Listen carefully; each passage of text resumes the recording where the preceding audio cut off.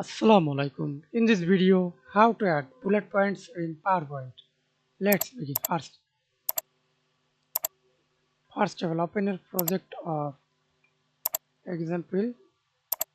Go to Insert tab, New Text Box. Then go to Home tab and see this bullet points. Click the drop down menu and choose your bullet point style. Example, use this bullet point and type your text. Press enter. Again press enter. Then again. That's it.